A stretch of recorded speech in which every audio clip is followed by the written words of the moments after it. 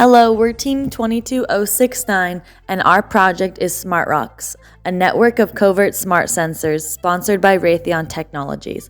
We are working in conjunction with the University of Massachusetts, Lowell.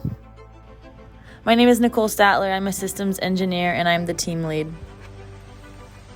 My name is Jesus Lopez, and I am a computer engineering major and the software lead on this project. My name is Brianna Robles. I am the systems engineer and requirements lead on this project. My name is Martin Vasquez. I'm a mechanical engineer and the procurement lead.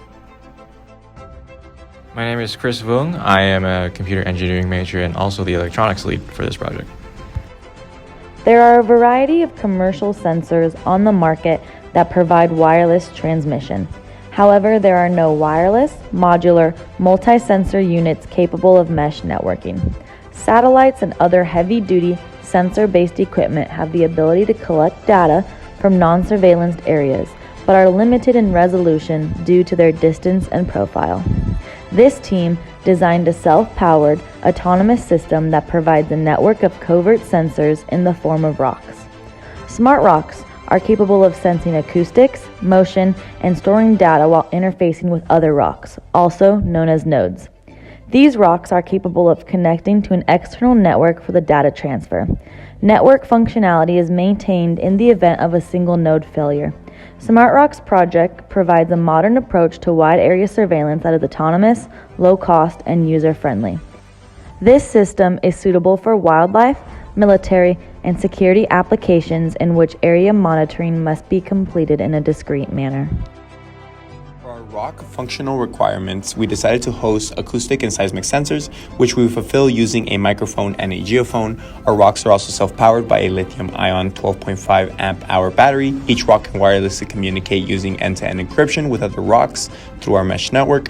Our rocks are also capable of sharing all sensor-safe data from all rocks to an external network via a USB-C cable, and lastly, are capable of providing a location through the onboard GPS module. Our Smart Rocks network is capable of hosting between 2 and 32 nodes. Each node can operate on the network as long as it's within 300 meters of another node rock. We ensured that 7 days worth of data could be uploaded to our external network in less than 30 minutes.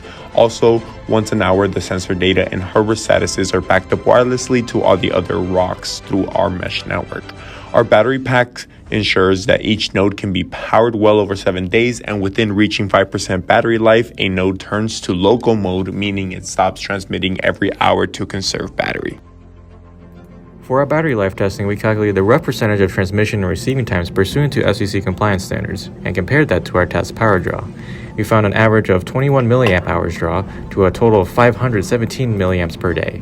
For our battery capacity of 10 amp hours, we have roughly 19 days of operating time with a margin of 295 hours above our requirements. An earlier analysis we ran predicted the maximum transmission size would take roughly 92 seconds to transfer.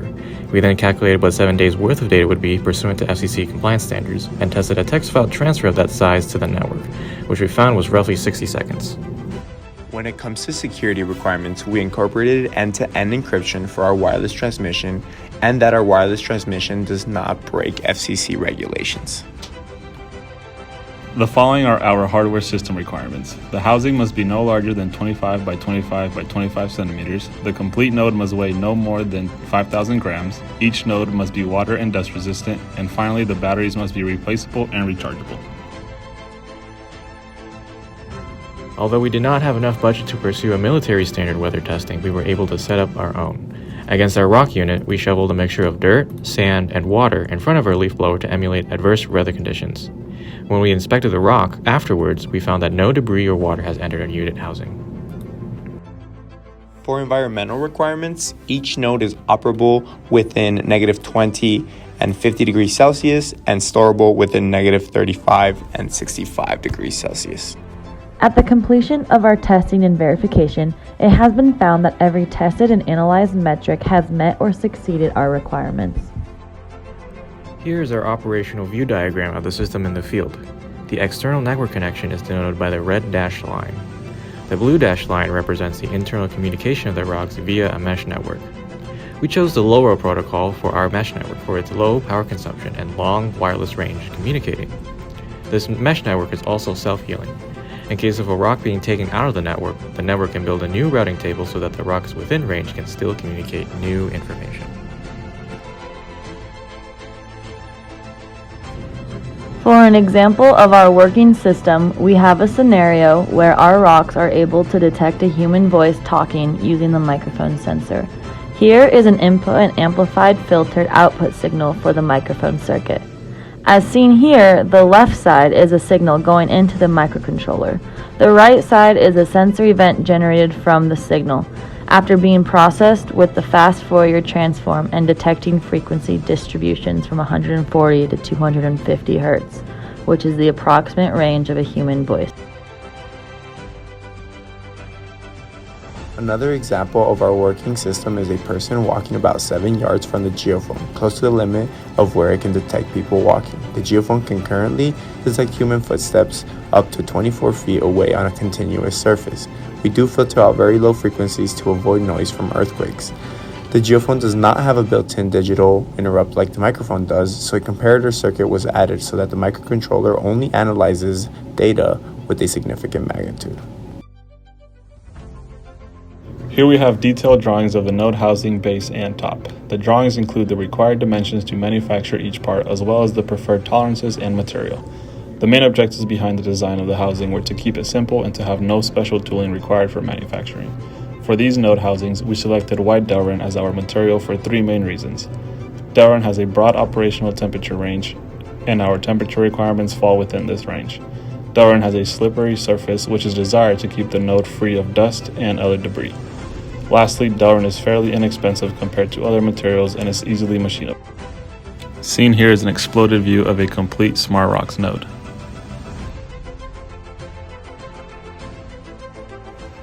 At the end of our senior design experience, we have created a system that provides a modern approach to wide area surveillance that is autonomous, low cost, and user-friendly. Some future iterations could include withstanding great impacts from substantial heights. An example of this would be being released from an airplane and landing with no internal damage. This would require an impact analysis. Other iterations should explore the potential of connecting to an external network wirelessly. Throughout this design process, our team has developed skills in industry design operations, analytical skills in researching fundamentals, modeling design aspects, identifying risks, defining requirements, and verifying requirements. We have also developed collaboration and communication skills across a multidisciplinary environment. We would like to thank our mentor sponsors and the Raytheon facility for making this project possible.